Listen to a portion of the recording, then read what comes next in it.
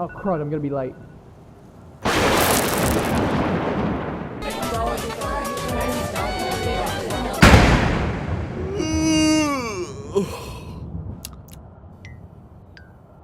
Matt? How are you here? Yeah, didn't you die 8 months ago? What do you mean? Of course not. I was just sleeping. Oh my god, that reminds me. I had this terrifying nightmare last night. What happened? You really want to know? Yeah, dude, tell us. SpongeBob stole my spoons. Yo, Noah, did he just say he was spooning with SpongeBob? Sleep's boring. For a third of your life, your eyes are closed in a dark room for hours upon hours with nothing interesting going on. Just you resting peacefully. Oh yeah, also you're hallucinating an 8-foot-tall Minotaur. And it's stalking you. You're unable to communicate with the outside world, you can't call for help for someone to wake you up, and there's no such thing as the dream police. Instead of that, you're being followed by some big beastly buffoon. But then you wake up and you're like, oh, it was just a dream. Why can my mind create such evil? Or if you're really cool, I guess you could do one of those lucid dreams. You become self-aware that you're in a dream, and you're able to control it however you want.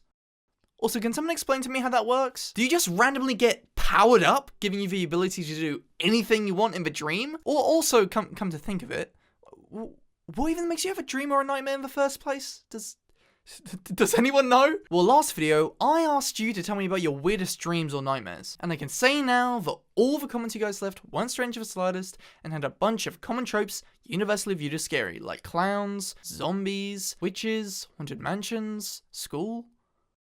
And the Dark Lord himself, Owen Wilson. Wow. So knowing that, it seems like our dreams and nightmares come from our imagination and our memories combining. Now, I'm not sure about you, but I can barely sit through anything even remotely spooky or creepy without constantly thinking about it later that night. So, by that logic, you're probably coming to a conclusion that I can barely sit through a horror movie or barely play a horror game without being mortally terrified, right? No.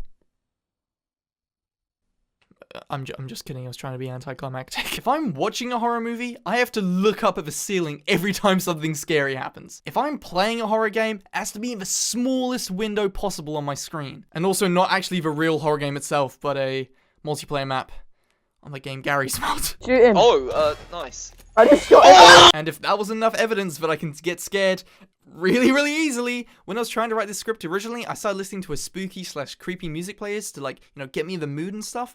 And just by hearing the first couple notes of Lavender Town from Pokemon, I genuinely felt a shiver go down my spine. What's probably even more embarrassing is I couldn't even read all of your guys' comments about your dreams and nightmares at night because I was genuinely getting way too immersed in them and was scared I wouldn't be able to sleep. I feel like there's a word to describe me. Also, guys, can we just take a second to talk about how stupidly unrealistic and dumb nightmares can be? For instance, like Noisy Bird over here commented about a dream where they were speeding down a road and then they ran over SpongeBob. SpongeBob, quick! Or in probably my most ridiculous dream I've ever had, I was running around the city of Venice, trying to hide from a giant pickle. But realistically, it doesn't make any sense whatsoever. Like, think about it. Venice? So I think we can agree that most of our dreams are genuinely ridiculous. You could never visualize these as reality because none of them seem to make any sense. Except for this one. This one's real. This one speaks the truth. Also, I'm gonna get into a tangent here, but what's the deal with meanings behind dreams? Like, let me read the meaning behind being chased in a dream and you'll see what I mean. If you are being chased in your dream, it means you have suppressed anger built up inside you. Alright, Tesco value David Attenborough, so you're saying that 8-year-old me was getting chased by a giant pickle in Venice because I had suppressed anger? What sort of suppressed anger would I have at 8 years old? Getting hit by a blue shell? These meanings are ridiculously vague. They can literally apply to anyone. It's like looking up on Google to find out what your spirit animal is. It's probably not specific in the slightest, hardly relates to you as a person, and it's like the most boring animal on the planet. Unless you're me, because my spirit animal is a T-Rex. But you know what? There's still one more thing that I haven't talked about that really bugs me about nightmares. How they end. With every nightmare that I can remember, I haven't had a single one that doesn't end with me just about to meet my impending doom. But why?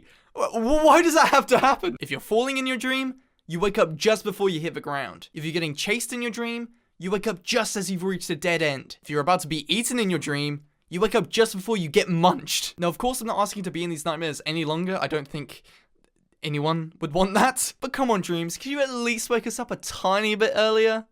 Please? But guys, you know what? Don't worry. The only thing we have to remember is for every second you're standing still, the pickle from Venice is only getting closer.